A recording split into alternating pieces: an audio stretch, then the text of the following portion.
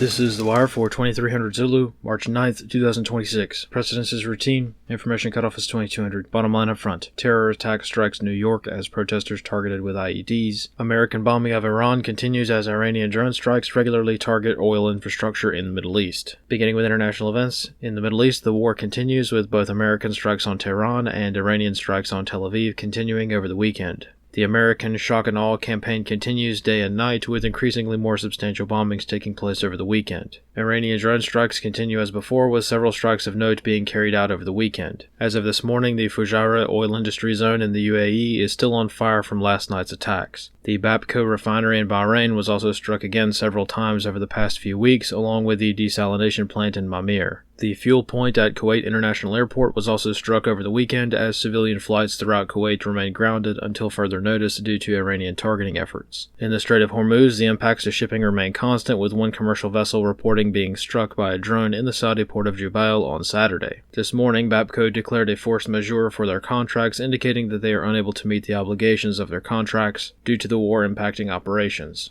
In Turkey this morning, Turkish authorities stated that another Iranian ballistic missile had been intercepted in their airspace. The missile was reportedly shot down by a U.S. Navy vessel stationed in the Eastern Med. In Norway, an explosion was reported at the U.S. Embassy in Oslo as an unidentified assailant placed an IED at the entrance to the facility Saturday night. Norwegian officials have stated that the incident is being investigated as a possible terror attack, and photos of the suspect have been released, as the suspect remains at large. No further details have been provided on the composition of the suspected explosive device, however, the investigation is ongoing.